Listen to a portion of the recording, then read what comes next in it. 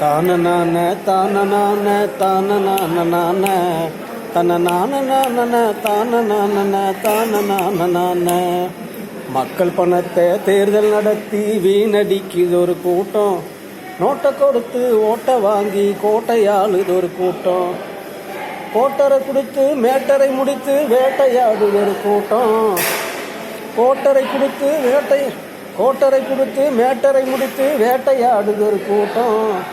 அதை நம்பியே ஓட்டு போடவே காத்திருக்குது ஒரு கூட்டம். அதை நம்பியே ஓட்டு போடவே காத்திருக்குது ஒரு கூட்டம். தேர்தல் களத்திலே அள்ளி வீசுது ஒரு கூட்டம். அதாவது இதை கொடுக்குறேன் அதை கொடுக்குறேன் அப்படின்னு சொல்லி தேர்தல் களத்தில் பொய் வாக்குறுதிகளை, தேர்தல் களத்திலே வாக்குறுதிகளை அள்ளி வீசுது ஒரு கூட்டம். தேர்தல் களத்திலே வாக்குறுதிகளை அள்ளி வீசுது ஒரு கூட்டம். ஆனால் தேர்தல் முடிஞ்சு திரும்பி பார்த்தா ஒரு குஞ்சும் இருக்காது ஓட்டம். ஆனால் தேர்தல் முடிஞ்சு திரும்பி பார்த்தா ஒரு குஞ்சும் இருக்காது ஓட்டம். மக்கள் பணத்தை தேர்தல் நடத்தி வீணடிக்குது ஒரு கூட்டம். நோட்டை கொடுத்து ஓட்டை வாங்கி கோட்டையாளுது ஒரு கூட்டம். எப்படிங்க? இப்படி தான் இருக்குது நாடு. இந்த இலவச தேடி பெண்கள் போகிற வரைக்கும் இந்த நாடு வளர்ச்சி ஆகாது, நாட்டு மக்கள் வளர்ச்சி ஆக மாட்டாங்க. தேர்தல் மக்கள் பணத்தை 20 வருஷம் தேர்தல் நடக்காமல் இருந்தால் நாடு வளர்ச்சி ஆகிடும். தேர்தல் நடக்கிறதுனால அவ்வளோ செலவாச்சு இவ்வளோ செலவாச்சு மக்கள் பணத்தை வச்சு தேர்தல் நடத்திட்டு இலவசங்கிற பேரை சொல்லி இந்தியாவை சுடுகாடாக்கிட்டு இருக்காங்க.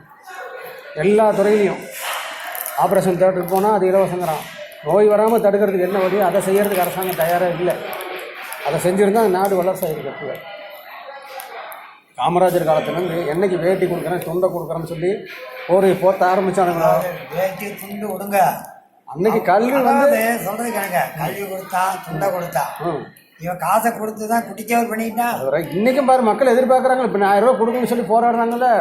இப்போ நாம் சம்பாதிக்கிற காசில் சாராய கடைக்கு போகாமல் இருக்கணும். அவன் சொல்கிறான் நீ கடை இழுத்து சாத்து நான் போகாமல் இருக்கிறாங்க. அவன் கடை சாத்த மாட்டான், அவன் அரசாங்கம் நடத்திட்டு தான் இருப்பான். நீ கடைக்கு போகாமல் இருக்கிறதுக்கு என்ன வழி இல்லையா? நீ சம்பாதிச்ச காசை நீ குடும்ப ஒழுக்கத்தோடு இருக்கணும்னா நீ வாழ்க்கையில் முன்னேறதுக்கு என்ன வழி, அதை தான் நீ பார்க்கணும். என்ன அவன் செஞ்ச பாவத்தை நீயும் செஞ்சீங்கன்னா, அவங்க அப்பா செஞ்ச தவிர நீயே செஞ்சீங்கன்னா அப்புறம் குடியார நாடானா என்ன பண்ண முடியும்? அப்போ மதுமாத சூரியனை மனிதர்களை ஆட்டுப்படைக்கு இனவெறி கொள்கை விட்டு நீ வெளியில் வரணும். வந்தால் தான் வாழ்க்கையில் நீ முன்னேற முடியும். என்ன நீ ராஜாவாக இருக்க என்ன வழி, அதை தான் பார்க்கணும். அவனுக்கு பூஜா தூக்க போனீங்கன்னா உன் வாழ்க்கையில் நீ முன்னேற முடியாது.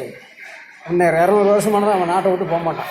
ஆமாம், காமராஜர் சரி காங்கிரஸும் சரி எல்லாமே இந்த நாட்டை சுற்றி வந்து அரசியல் இருக்கிற முறை சுத்தமாக காலி பண்ணி முடிதான். சைனா ஜப்பானில் போய் உட்காந்துக்குவானுங்க. உலக பொருளாதார கொள்கையை முதல்ல ரத்து பண்ணணும்.